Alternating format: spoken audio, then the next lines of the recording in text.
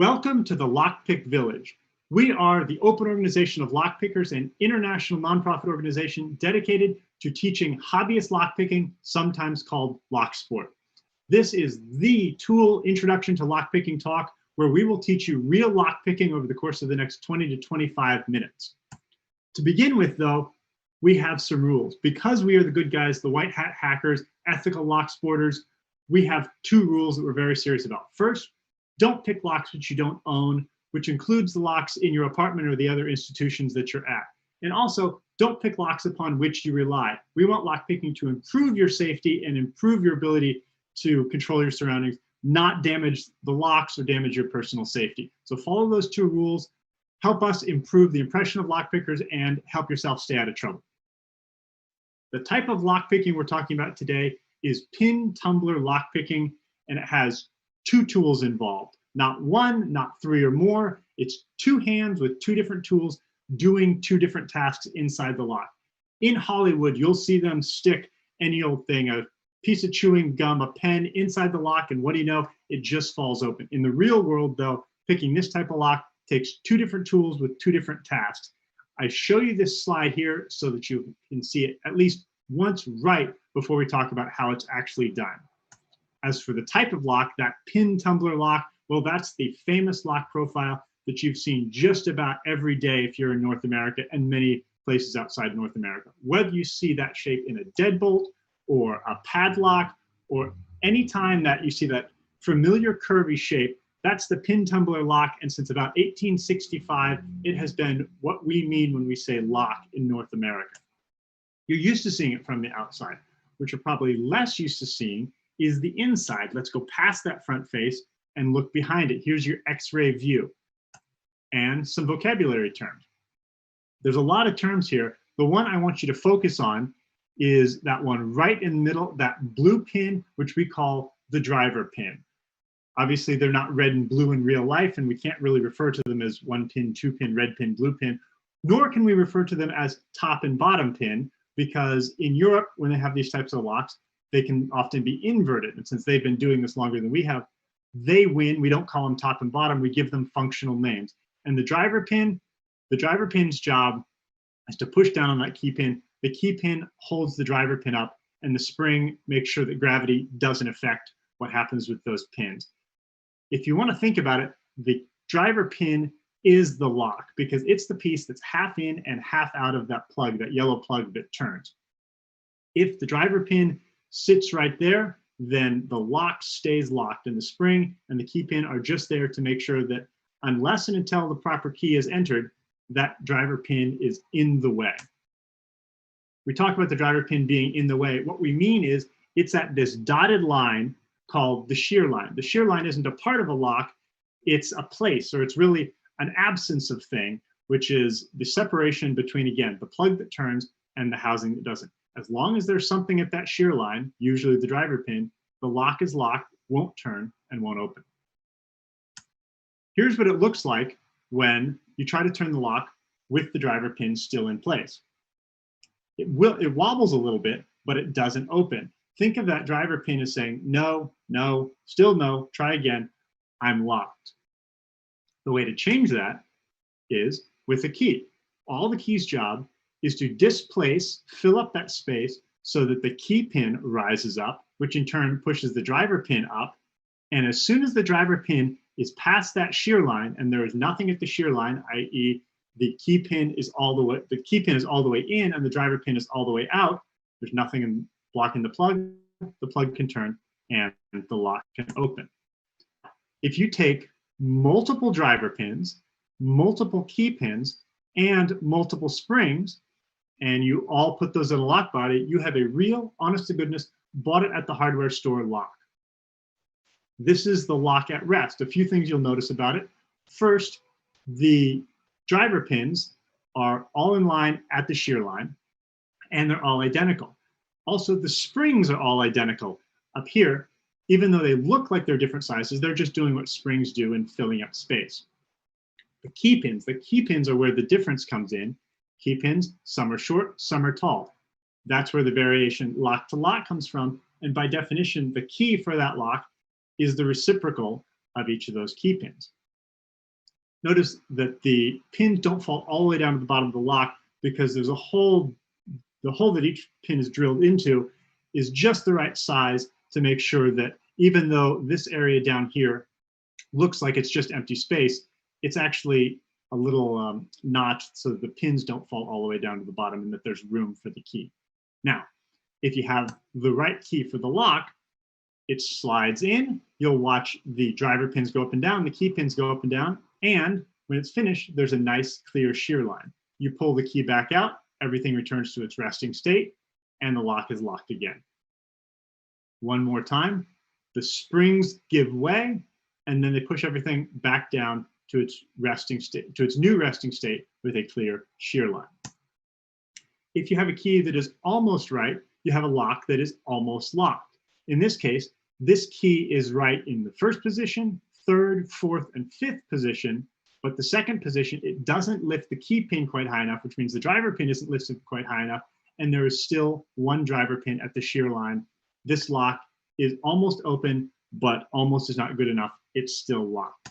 You can have the alternate problem, where now we have a key that is cut a little too high in that second position, which means to push that key pin up above the shear line. Key pins are just as happy as driver pins to block the shear line and prevent that lock from opening.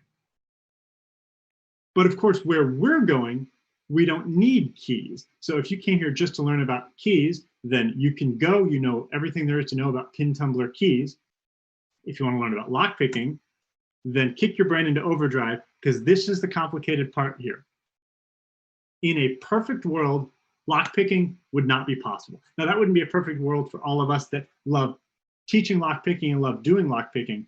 But when I say a perfect world, I mean mathematically perfect, where things roll off the production line exactly the way they were designed.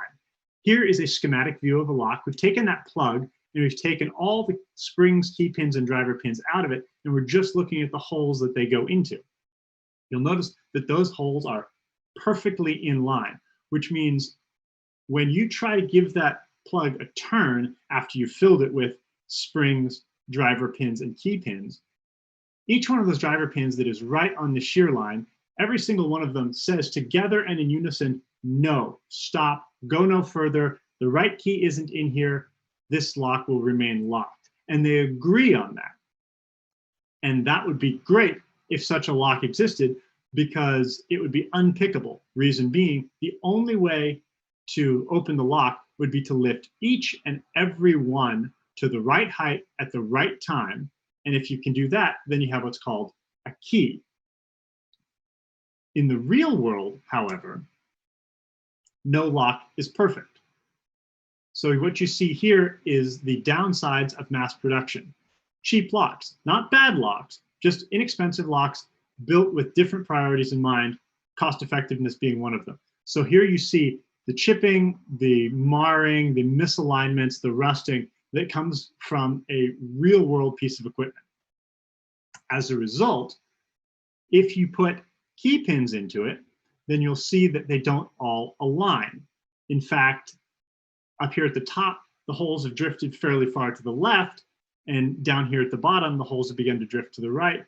Of these 1, 2, 3, 4, 5, 6 pins, only about one of them is in the center where it's intended to be.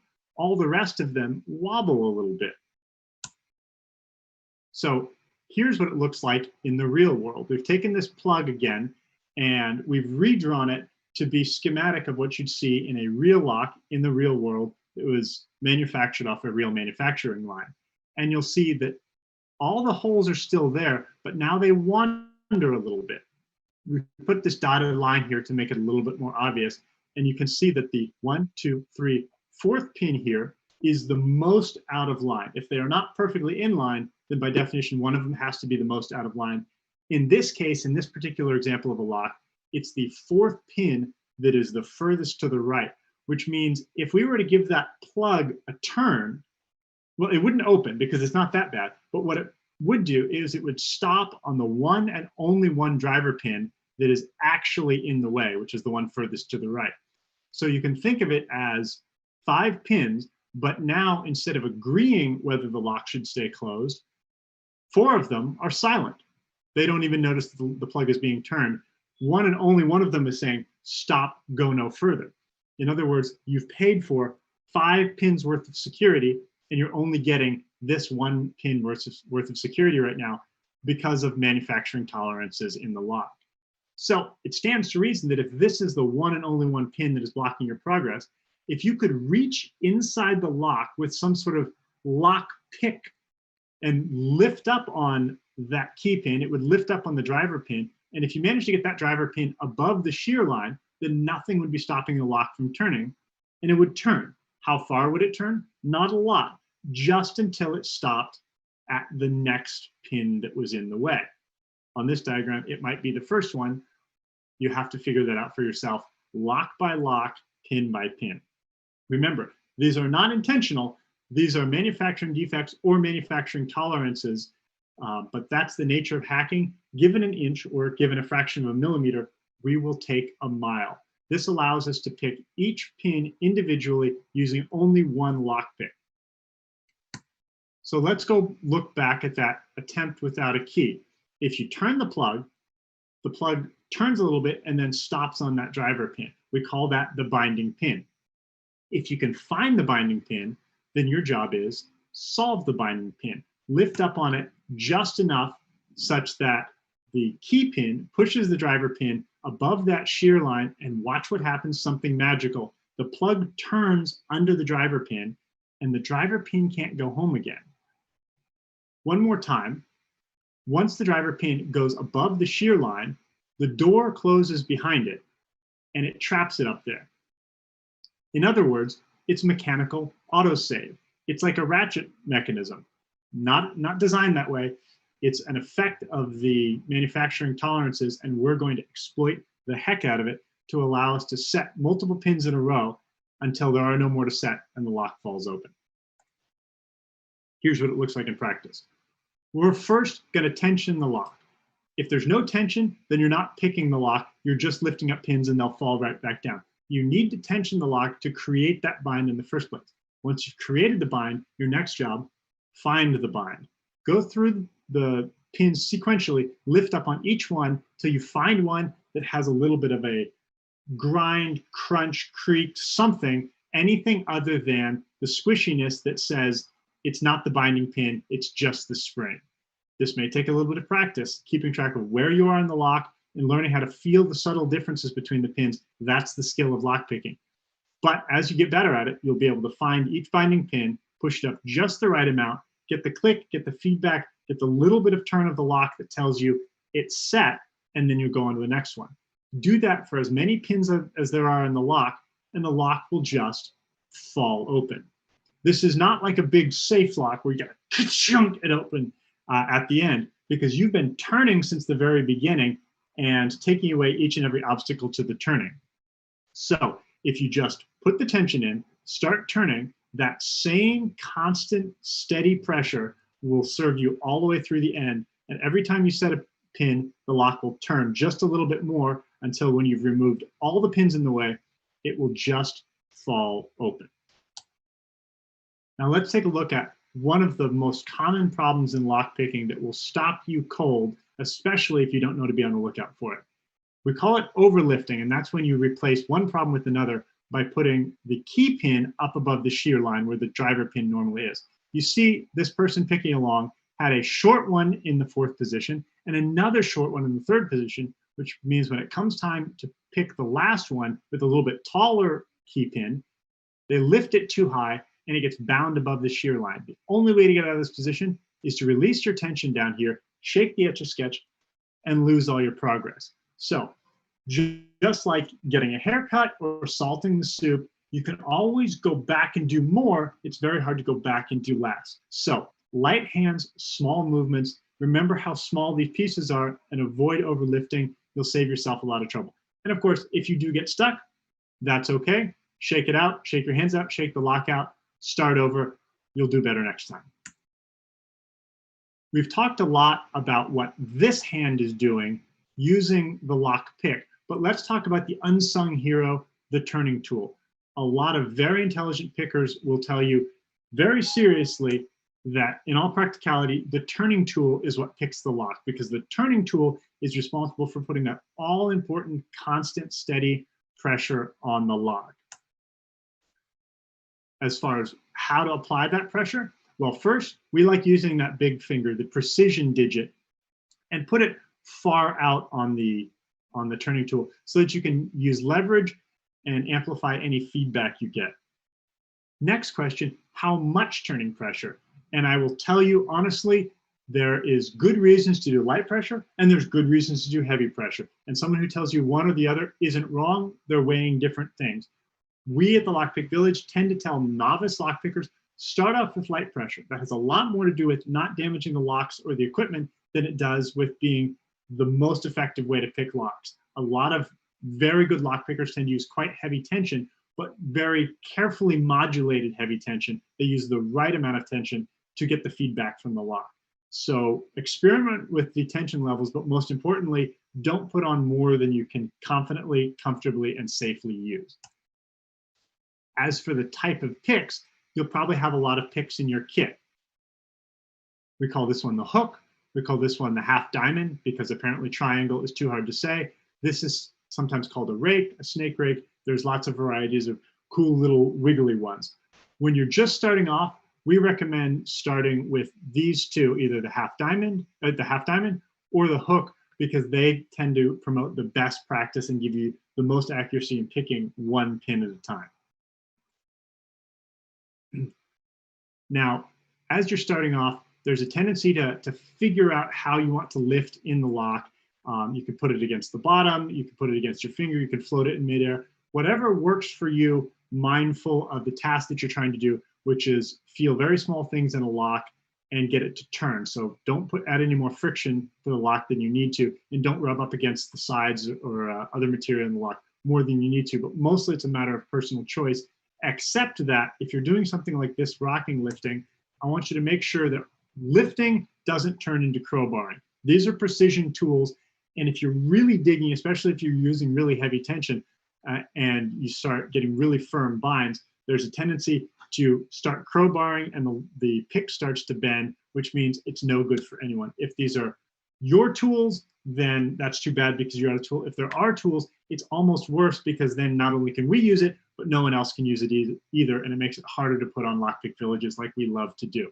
So, as you're picking, be gentle. Remember that these are precision tools. I put up the picture of the bunny here, not because I think you're children, but because I know I've thrown a lot of complex information at you. And if I show you a picture of a crying bunny, you'll remember, be gentle, ease up, use the tools with precision. Now, if you're just starting lockpicking, there's a great activity that everyone would benefit from, and that's this. Pull the turning tool out of the lock. Just for this one time, don't try to pick the lock. What I want you to do is feel the tension. Think of this as a tension taste test, or as a springiness taste test. Reach into the lock with the pick of your choice, and on that one pin, just lift up on that pin. This is especially great if you have a lock. You've taken all the other pins out and there's just one to focus on. But you can do it with other locks too with a little bit of cleverness. Just lift up on that pin and feel what a springy pin feels like without any tension. Then, and only then, add the turning tool so that you have a little bit of tension. And now, if there's only one pin in the lock, you've created a binding pin. Now go in and try that one on for size. Feel that binding, grinding, crunching, scraping. Characterize it however you want, but being able to tell the difference between that binding pin and the unbinding pin without tension is the essence of lockpicking, and zeroing in on that feeling will make you a much better lockpicker. Of course, the most important part of lockpicking is practicing, and at TOOOL, we've gone to a lot of effort to create practice locks specifically designed for learning lockpicking. If you're at one of our Lockpick Villages, we have multiple locks that have some of the pins pulled out of them, so you can go from a 1-pin lock all the way up to a 6-pin lock and learn as you go, but you don't need TOOOL locks to practice. You can get locks at your hardware store.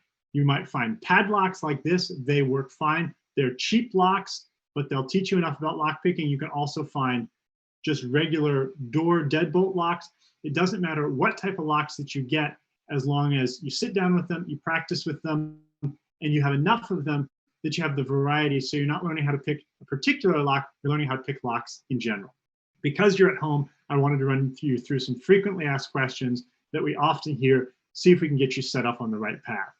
Preston, how do you hold the lock? What we like to do is turn the lock so the top part is deep in the web of your hand, and then you can close these two knuckles here over the lock. Holds it fairly gently but securely, and then if you stick out that index finger, the turning tool will just rest right against that index finger, giving you the right amount of pressure. How do I hold the pick? Well, think of it like a scalpel. This is a surgical tool, so hold it like a scalpel. That pencil grip works great. This one doesn't work so good because you've got a little bit too much grip, and people tend to start digging too hard. And then, of course, holding it like a shiv is right out. That's dangerous and weird. Avoid that. And if you happen to have locks that are out of their housing so that you can see the back of the lock, which people don't typically see, we want to make sure that you know that the pick goes in this part, this shiny silver front. If you can see the back that looks like that, that's the wrong end of the lock. Go in the front. You'll have a lot more luck. Now, lockpicking, not supposed to be easy. This is new. This is a skill-based exercise that evolution has done nothing to prepare you to. So I want to make sure that as you're doing this, be nice to yourself. Relax. If you want to have a beer, talk to somebody. That's all part of the fun. That's what we do when we're doing tool meetups. We sit around, we chat with each other, we relax, we have fun with it. And if you don't know what that animal is, now you have seen a baby wombat and your day is better. And then traditionally in lock sport, no matter what the lock is, whether it's a practice lock or it's a project lock that you've been working on for weeks, when you get it open, say open. Own it, celebrate it. All locks you open are worth celebrating, and we want you to have fun with it. Lastly, if this sounds like fun to you, we are a membership organization. We have members all over the United States, Canada, UK, Australia, and many other countries. We would love you to join, be a part of the organization from your home or in person as soon as we can. So go check out members.toool.us. And of course, if you can't wait to get lockpicking, you want to get your hands on lockpicking gear as soon as you can, then tool.us/equipment has exactly the gear that we like to train people on, and we'd love you to get started on it too. So happy lockpicking, practice, be gentle, celebrate your wins, and we'll see you at the next Lockpick Village.